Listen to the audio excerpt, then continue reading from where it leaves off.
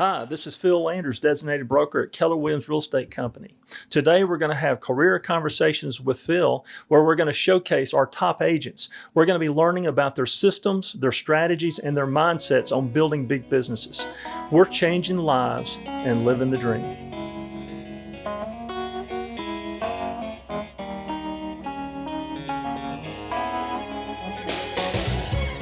Welcome to this edition of Career Conversations with Phil. Today, our special guest is Stephanie Remore.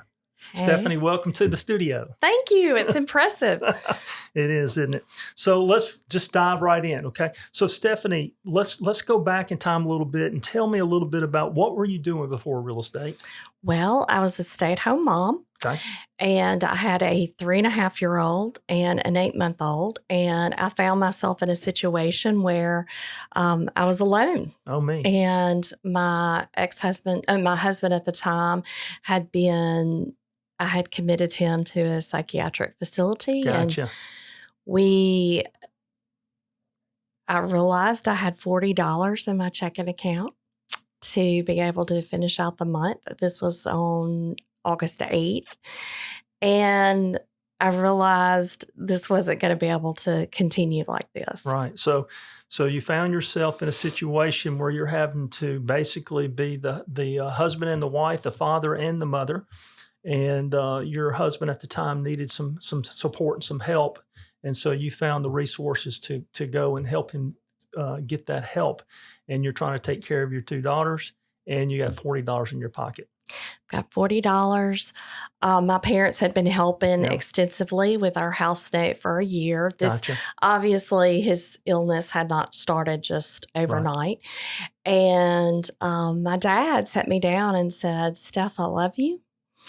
And I feel like I am not helping you by helping with the money." Gotcha. What year was this? This was in 2006. 2006? 2006. Okay. And so he made the tough love decision and said, "You need to find some public assistance." Gotcha. So I took Lily Beth, my little one, and went to food stamps. Food stamps. So we got so bad that we actually got to a place where we needed food stamps. We needed food stamps and WIC. And what I learned through that experience was I went to the window to apply, and the lady said, "You don't qualify." Really? And I did not. What did she base that on? I guess just me and my baby and my Lily Pulitzer clothing. I'm not sure. Gotcha. So I said, "Oh, no, I qualify." Right. And I said, "I will stay here until I get food stamps to feed these children." Good for you. So that high D came out. The high D came out. I tapped on her window and said, "Oh, no, I qualify. I will have this baby fed today." So we got the baby fed. We got on food stamps. We got on WIC. And so things are rocking along. Let's continue on. So how did we transition? So we have no money. You're a stay-at-home mom. So I'm assuming you're starting to look for work, or what? Tell me Correct. about that. While I had been staying home, my degree is in public relations and communications. Okay. I had been doing freelance jobs, writing for newspapers. I was helping deliver newspapers. I was actually working for some attorney offices, doing some freelance data entry, anything I could do to stay home with the kids. And so I have an aunt, Tommy Hurt, who is highly successful in real estate. And then, of course, I knew that you and Marsha were coming back to build the company. Right. And I remember very distinctly that y'all talked to me about doing real estate. And my exact words were, "I don't want to be strapped to my cell phone." Gotcha. And so I had a limited belief that in order to do that I couldn't have any family time. I couldn't be with my kids. So as the year progressed, I continued to do part-time, piecemealing things together. And then I realized that my marriage was not going to continue. And I had to find a way to feed my kids. Had to find a way. Mm-hmm. Gotcha. And so tell me about finding that way and finding your way, into real estate particularly. Sure. I decided to take the class at the Mississippi Real Estate Institute. I Right. took the night class Okay. for 2 weeks at night, and obviously during the day took care of the kids. And Right. meanwhile, my then husband had left. So, and I have to interject, I couldn't have done this without the support of my parents. They helped a lot with the children. Right. And I decided I would make 100 on my real estate test. I have no doubt that I did not miss a single answer. So you had motivation. I had a high motivation. High motivation. High motivation. And just so you know, you said you couldn't succeed without the help of your parents.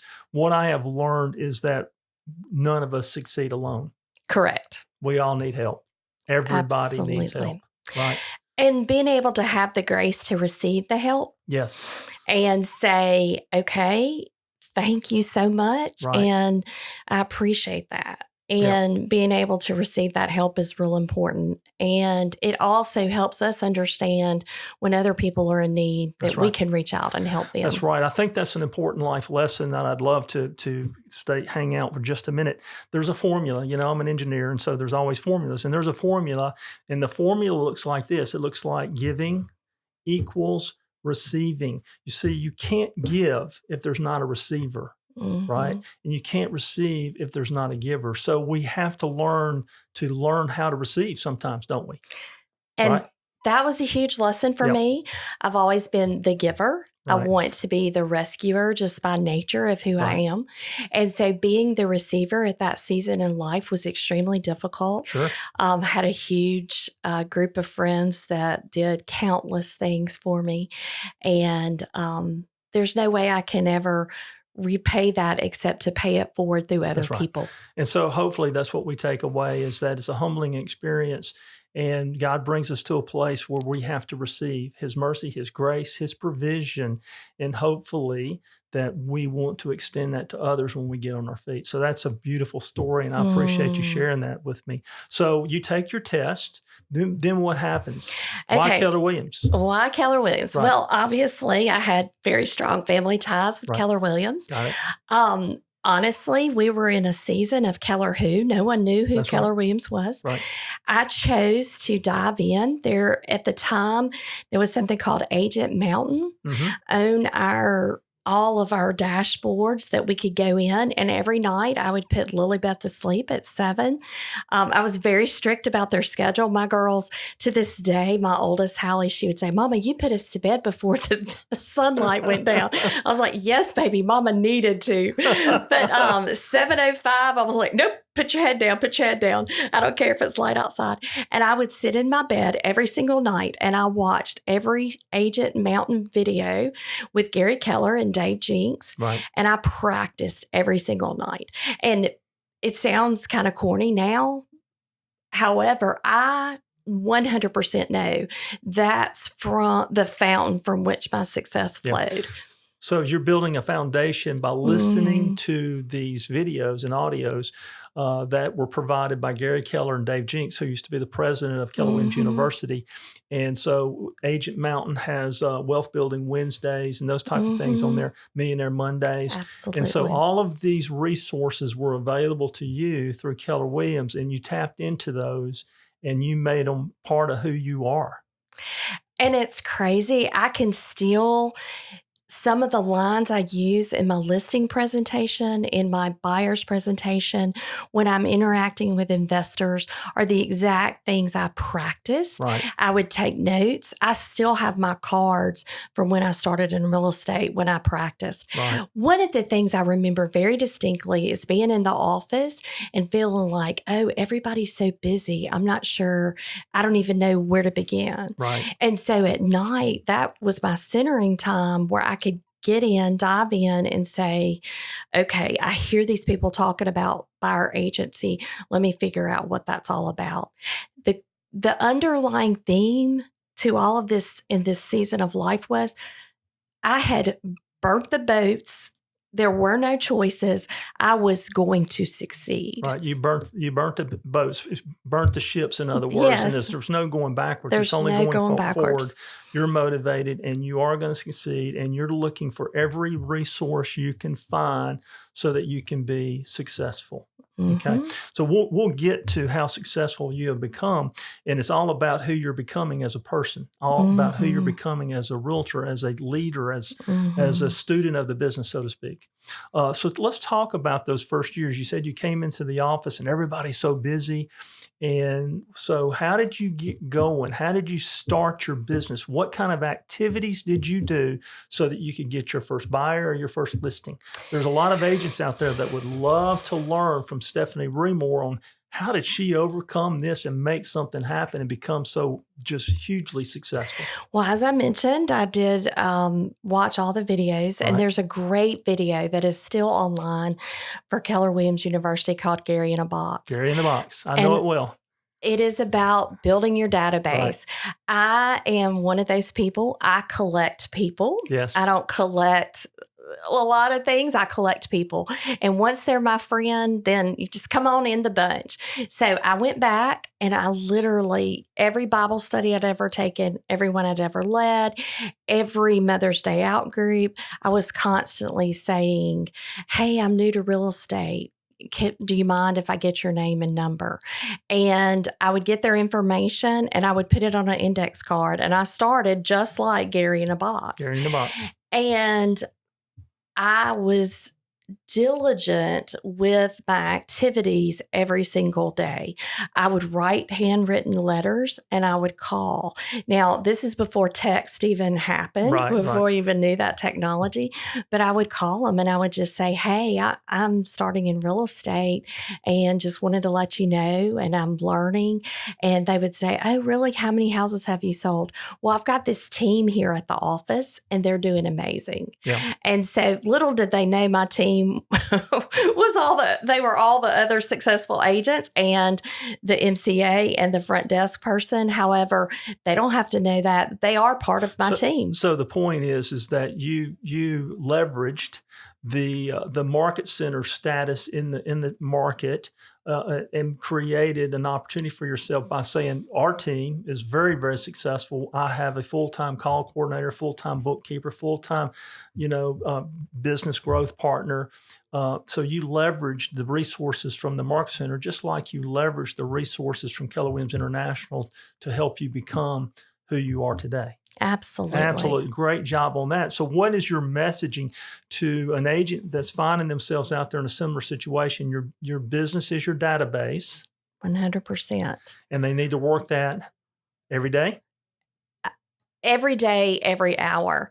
I read a book many years ago called Never Eat Lunch Alone. Never Eat Lunch Alone. And I would go and say, hey, let's go to lunch. And I would say, you want to go to McDonald's? Because obviously I don't have a lot of extra resources. However, the key is getting in front of people. Right. I do much better face-to-face because I am a relational person. And so I would get in front of people and just talk to them. And I'll say this is always one of the things I taught when I teach at night. I tell the students, my very first sale, my buyer sale, was a $595,000 house in Madison. And I was like, I remember running to my parents' house. I had the kids in the diaper bag and the bucket, and I was getting out of the car and I was like, you're never going to believe it. I just sold a $595,000 house. And Daddy was like, you're only as good as the next sale. Very nice. And thanks, I was Dad. Like, thanks, Dad. Man, I'm so disappointed. However, what that resonated in my spirit was, yay, but I got to get up and do it the next day.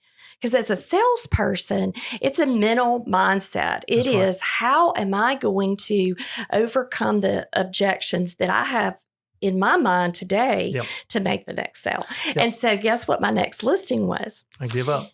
$72,000 in Pearl, and I was fired up. And that was my first listing. Yes. So I learned more from that $72,000 listing than I did from the $599 Tell me about buyer. what you learned from the $72,000 listing. It doesn't matter what price point it is. Right. And what level of money it is important to that person. And it is important that we value every transaction equally and measure our level of professionalism equally with every transaction, Right. no matter what the price point, because that $72,000 listing that I sold for them, they have sent me 6 or 7 people over the years Very because they nice. said, you were so sweet to us and you helped us and we were scared selling our first house. And it really humbles you because you think I've arrived. But one thing I've learned about leadership and about being a real estate professional is you never arrive, you're always learning. Yep. So a couple of things there that I think our audience could take away is that $72,000 listing. Mm-hmm. Those people need and have wants and desires just like everybody else. Doesn't matter if it's Absolutely. 72,000 or 72 million. And the truth of it is those people in that house over their lifetime probably represent anywhere from 5 to 15 pieces of business because they're going to list and they're going to buy, and they're going to list and they're going to buy, and they're going to list and they're going to buy as they move up in life, as life carries them along. And they're going to be referring people to you that'll be doing the same thing. So there's a tremendous opportunity not to look at it as a one-off, but to look at it as this is a lifetime relationship. Come on in the bus, come on in the boat, as you put it. I collect people. Right. And reap the benefits of being the best in the industry of taking good care of people. So well done. Good job on that. Well, thank you. Well, So, they're precious. And yes. I chat with them. And every time it comes around in October, when it's time for me to call my anniversary dates of when they closed, I call them and they're always so excited to talk. So here's a question probably a lot of people may have. So you collect people, you put them on the boat, put them in the bus, whatever you said. And that's a lot of people over your lifetime. How in the world do you maintain those kind of relationships? It's probably a question that people would have. How can I be that kind of close, intimate with everybody? You're going to have different levels of intimacy with different groups. Okay. And one of my things, my biggest probably marketing piece, and the thing that I probably have consistently done over the years is my SEC football calendar. Gotcha. And that is what I refer to as my primary database list. Gotcha. And those are any past clients and anybody I see in the grocery store that I could call their name or they could call me. So I keep it very simple. Mm-hmm. We keep it in Market Leader, a service offered by Keller Williams. We don't pay extra. Right. And that is my list. And I'm assuming that will be moving to Command. It's moving to Command on the 2 days from now. Very nice. So, well, actually, it's already ready in Command. Yeah. We just have to press the button. Gotcha. However, that is one of those things. And I will say this, because I've been doing this for about 13 years, I have run into people that I have sold previously and I've forgotten their names. Yes. But I say, hey, girl, how are you? Because they know me and I'm thinking, oh, fiddle. But I can remember what house they bought. Yeah. Oh, yeah, they bought the house and it had the weird bathroom. And, I'll remember every detail about the house, but I don't always remember their name. But the key is just remembering to always reach out and touch. Gotcha. And don't try to eat the elephant all at once. Eat it a bite at a time. Gotcha. So I'm going to take you back. So we sold our first big house and we got our first little listing that's turned into multiple businesses. So how do you keep yourself motivated? I'm sure you had a tough day here or there during that first season trying to figure it out. And I know there's no try through bold, right? But figuring it out and making the business and creating a business that has momentum. So tell me about creating the momentum in your business in these first years. How do you create that momentum? What did you do to start getting on track where you could say, oh man, I can see that the business is coming in now? Okay. You're exactly right. There are going to be days, especially in the beginning, where it's like, is this really for me? Yeah. Is this what I need to be doing? Right. I think going back to the initial, your big why. Got it. My why was and still is to offer a life for my chickadees, who are my kids, that is bigger than they can dream of, and being able to help and serve others. And so help and serve others includes some of the mission things that I have on my heart in service through being able to help other agents get started. One of my favorite things was I chose a school for my daughter. Let me back up one second. At the time, whenever Hallie was going into kindergarten. She has a very late birthday. So she was 4.5 when we toured for 5-year-old kindergarten. And there were 14 sections of kindergarten with 24 kids each at the public school, which is a fantastic public school. However, they had not divided yet. And it just flipped my back. I was like, there's no way this kid can do this. She had been through a lot. Mm-hmm. And so I found a school that I felt like this is where she needs to be, Christ Covenant School. And that became a huge motivating force for me. My big why. Anytime that I would get discouraged, I would say, nope, Hallie's going to this school. And so I loved that I had that motivating right in front of me. So it helped me remember. I would walk the neighborhood. I know Diana Kokoska, who's one of the big names in Keller Williams, she talks about carrying her kids in the wagon. Mm-hmm. I did that before I even knew she did that. Right. And I walked my neighborhood. Marcia, your wife, always talked about own your neighborhood. And so I started owning my neighborhood. A lot of times, because I didn't have the resources to be able to make copies and Right. pay for copies, I would write handwritten notes and pass them out in the neighborhood. Hey, here's my card if you ever think about buying and selling. The great thing about that, and my kids would go with me, and we would make cookies and they would pass them out. And so the great thing about that is it keeps you going. And if you get one call, we always say your day can change That's right. on a ring. That's right. And so wanting my kids to be at that school and knowing that I had a gap in finances helped me push forward. Yep. And so my biggest suggestion for any new agent is making a dream board, figuring out your big why. Right. Why am I doing this? Right. Not just to get a paycheck, Right. but what is the underlying driving force that's going to help me? And I know you're very good at teaching that dream board, and you've taught that for a lot of our agents. And so I understand your strong motivation and your big why there. I also believe that a big key, a big part of it is being able to have a vision. And I'll explain it like this. John F. Kennedy said, hey, we're going to go to the moon. We're going to put a man on the moon by such and such time. Until we can actually have the vision to do it, right? We have to have the vision first, and then the how shows up. So I heard you say the why, the vision is kind of one and the same.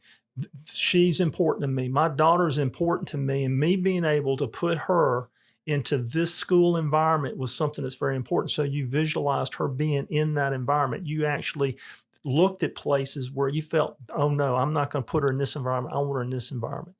And so that tied those two together so that you're able to accomplish it. So starting with the big why and having a vision for where it's going to take you, I think is really important for new agents to have that, because that's going to be the thing. What I've learned is that, you know what? Congratulations. You're an independent contractor and you're your boss. On the flip side of that, you're your own boss. And when it's raining Monday morning, you got to get yourself up, because a real boss wouldn't allow you to sleep in, right? And I will say that is taming yourself. Taming and disciplining yourself is the biggest job of any independent contractor. Tell me more about taming yourself. Taming yourself. I want to go hang out and do something different, or I want to go pop popcorn and watch a bunch of Netflix. That's so easy to do. That's the easy path. Right. The harder path is to going back to my database and saying, who are my 10 calls I haven't gotten done today? Right. And getting those knocked out before you go binge on Netflix. Gotcha. And so there was a lot of taming myself, because when you have lots of time, you have the whole day. All of us have the whole day. How are we going to fill it to be able to hit that goal? Gotcha. And so that was something that I had to learn. And juggling small kids, my heart goes out to agents with small kids, because I know kids get sick, things happen. One thing I remember very distinctly is one time Lily Beth had terrible ear infection. I was walking around with her and, trying to help soothe her, and I had a deal going on. And so as soon as I would hold her and I would put her back here so she wouldn't be crying, and I would talk on the phone, and just learning how to juggle. Right. And not letting that be an obstacle, overcoming that obstacle. And I want to say real quick about the school, one of the blessings, and I say this when I teach at night, the first year we had a partial scholarship, and then we had a little less scholarship. And then eventually by second grade, I was being able to pay her full tuition. And then of course I had Lily Beth coming along, and then I was able to help her pay tuition. And now I sponsor a child there. Very nice. And she has no idea that paying it forward, because God's blessed richly. Yeah. And I'm so grateful. And my dad always would tell me that school partnered with us as a family. Right. Very nice. So, all right. So I'm going to pivot. Okay. Pivot. And we're going to come into the future. Right. Okay. And so we're going to talk about where you are, where your business numbers, is right now. Yeah. And so do you know your numbers? I know my numbers. I know pretty much to a T. I do have a MAPS coach. Right. And she coaches. I have two MAPS coaches, actually, one for the operating principle component and one for our team business. So we have to report those every week. Last year we finished at 39.7 million. We had 221 units. Right. This year we're on track for 45, I believe 45.5 with 239 units. Is that what I told you? 230. 30. 45,230 units. Yeah. So your business has really grown from the days when you were a single mom trying to create a business. And so you know your numbers. And what I'm finding is that most successful agents know their numbers. They track their numbers, right? And so you've told me that you know your goal for this year, because that was one of the questions I have. You already know what your goal is and you're on track. You're projected to absolutely hit that. And so my next question would be, do you have a plan, a 135 or a GPS? The 135 GPS is goals, priorities, and strategies. So do you have a goals, priority, and strategy type of sheet that you operate from? Three of them, okay. One is for our business. Right. And I keep saying my husband and I, he came into the business 4.5 years ago. I always tell him. It seems like last year. I know. I brought him to the dark side. It's been 4.5 years. And he, I would say, was a reluctant soul because he felt like I don't have that personality. Right. However, that's what I love about real estate. Yeah. There's a place for everybody if you figure out your niche. Right. And so he has really drilled down on the technology, and he is our operations manager of our team. And so that's why I know my numbers so well, is he tells me every day. So he tells you every day. But my 135, getting back to 135s, I have one for our personal business. Right. I have one for our personal lives. Right. Because you want to have that for your life. Yep. And then one for the Madison office. Gotcha. And so in concert with the 135 is a tool called the 411. And so that stands for 4 weeks in the year, 1 month, and one year goals. Do you operate with the 411? I have a 411. The key to the 411 is keeping it in front of you. There's no need in writing it and spending time and thinking of it. I have it, and it is on my planner. I'm still a paper planner girl and a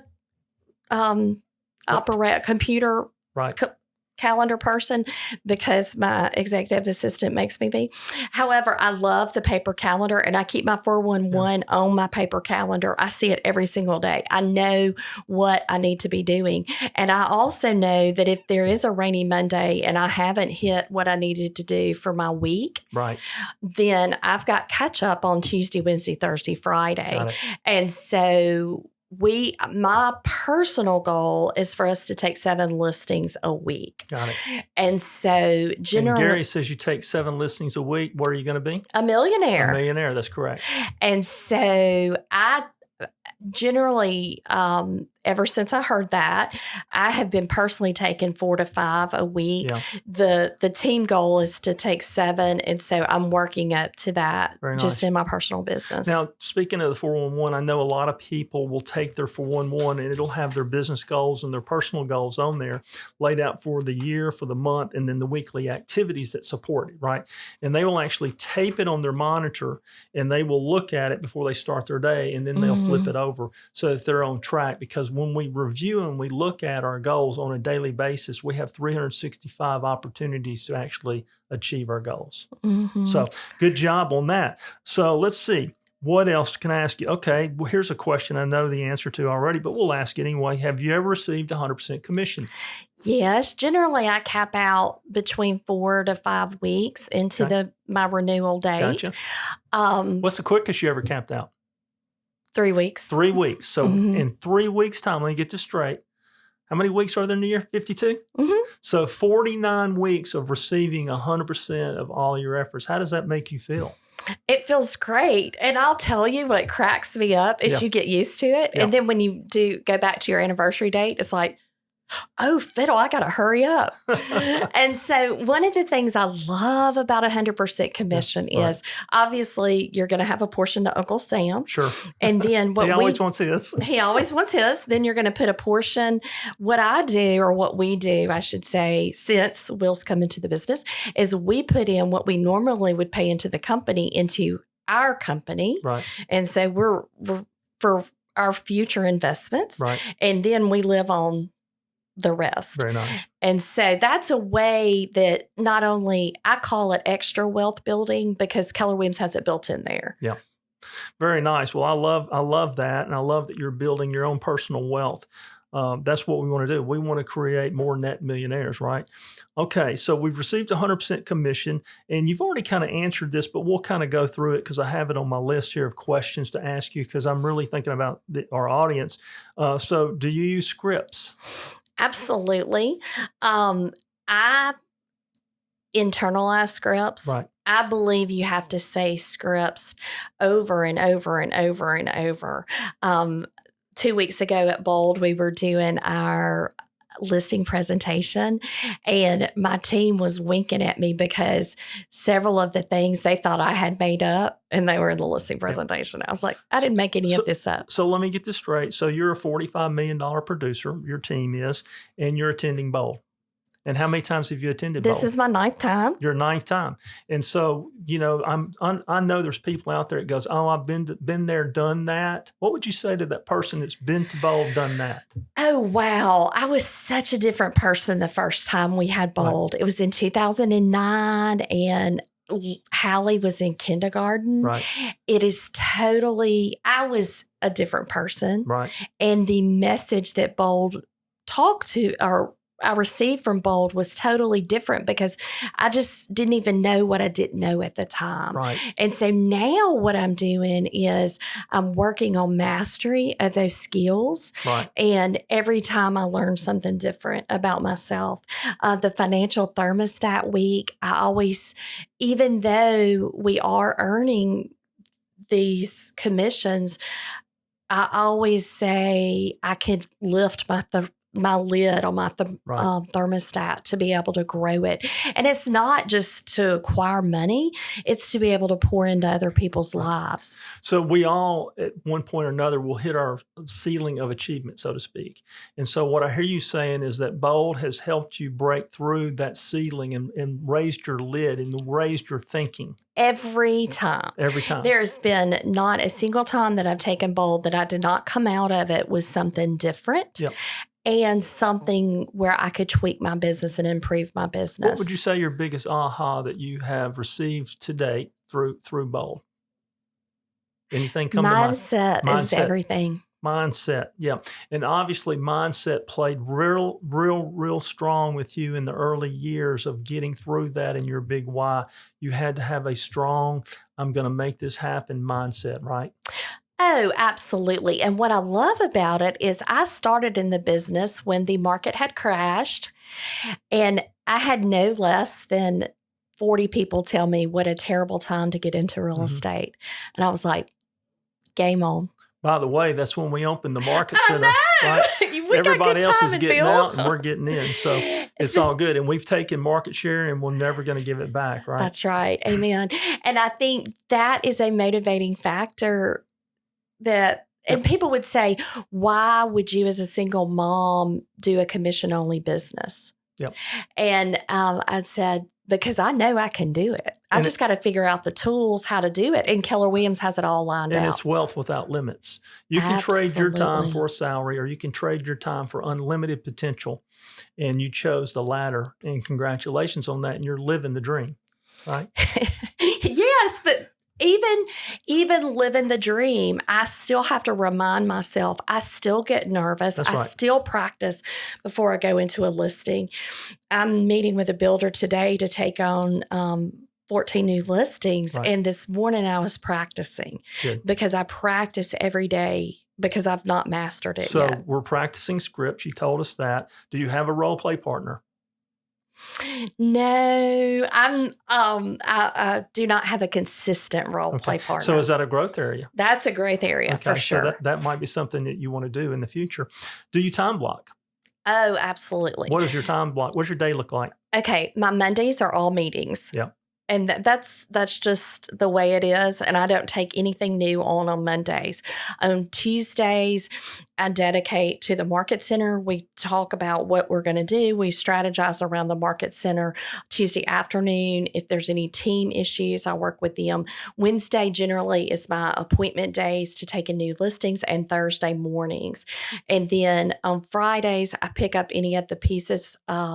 Obviously, I'm in and out of the market center, so I pick up any pieces, and I deal with any agent issues. So I take appointments all during the day on Friday to talk to agents. How can I help you? What's going on in your business? Let's talk about it. So you're pretty much forced into time blocking because you're so busy. You've got a lot going on in your world, in your life, and in your family that it requires you to have a very intentional, focused time dedicated for certain aspects in your life. Absolutely. Yeah. And I will say, for those of you who have not embraced time blocking or feel like that's not something they need to do, I would highly encourage you to try it for a week, see how it works. We're never going to have a perfect schedule. However, the closer we can get to our time blocking schedule, the closer we can get to our goals.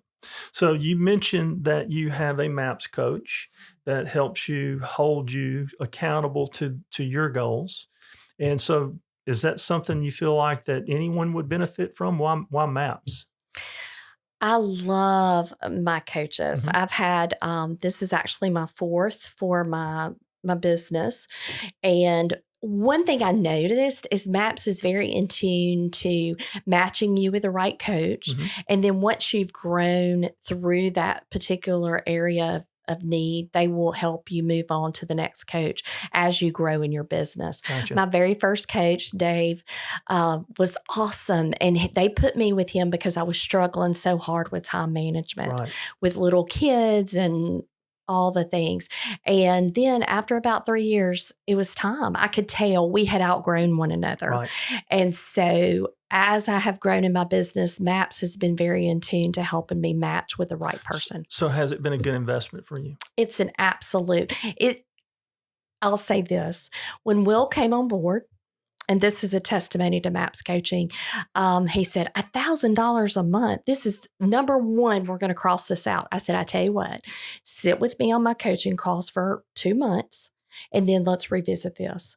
And so after that, he came back and he said, there's no way we're going to let go of a MAPS coach. Perfect. So you're investing in yourself, investing in your business. What other ways do you invest in yourself? Okay, do as I say, not as I do. Downtime. I have a daughter that's a senior, and so I have real estate has afforded me the opportunity to be the dance mom for the dance team this year, and I love doing that. Okay. I love hanging out with my friends and doing things like that. I have gotten better about putting my phone down, and I used to feel like if I didn't return a call within 5 minutes, that it was shame on me. Right. And I have gotten to where I set the expectations in the beginning with my sellers. Very nice. This is how it works. This is, I promise I'll get back with you that day, but it might not be immediately. Text is the easiest way to get me. Okay. And so I know that you've, for the last 13 years, you've been in the business here with us at Keller Williams. You've attended just about every mega camp, every family reunion. So are you receiving value from that? If it's within my power, I'm going to be at Keller Williams events. Yeah. family reunion is a no-brainer. It is the best investment you can do for your business, not only for the classes, but for the exposure to the other agents you're going to be meeting and the exposure to help grow your mindset. Right. Mega Agent Camp, same thing. You're going to be networking with people and the referral opportunities. Getting 1 or 2 referrals, that's going to pay for Mega Camp. Oh, yes, absolutely. That's been my experience as well. And you grow, we have a saying in bold right here. I think it says your business grows to the extent you do. Right. And so you have to go to the events and the training and the education and read the books and follow the models and follow the systems so that your business will grow so you can have the life that you want. So anything I didn't think to ask you that you would like to offer to our agents and to our well, one thing viewers? I think I would say, just looking where I am, is minding my verbiage. If I say, I don't know how to do that, I say, hold on, let me rephrase that. I'm learning to grow to be the person I need to be to handle that. Right. Our verbiage is so important because that's what our brain hears. And in the beginning, when I started taking bold, I thought that was kind of hokey, hoobie-jooby, and, kooky. However, I believe it to the depths of my soul. Right. I teach my kids that. I teach my kids' friends that. Hey, we're not going to say that about ourselves. That's right. Let's rephrase that. Because I have learned, especially in the past year and a half, with all that I've gone through, is I'm needing to, how am I going to grow to be the person I need to be? I listen to a podcast every single morning while I'm getting ready. Tell me who's the podcast. It just varies. Okay. I'll listen to John Maxwell. Right. We'll listen to Chip Henderson. Gotcha. A sermon. I want to feed my mind with positivity. Very nice. And how God can grow my heart, not only for my business and the clients that I take on, but also for the people that He loves and what we can do. So let me ask you this question. Have you reached your potential? No. And I constantly think about that. I'm like, last month we were at Mega Camp? Somebody's numbers were up on the screen, and I was like, my numbers are bigger than that. I need to be up on that screen. That's right. And so that's one of the things I wrote on my board. Right. I said, I know that I can do this, and I know. And so Will says, you're convinced you can do anything. And I'm like, well, yeah. And so some of that I probably need to reel in.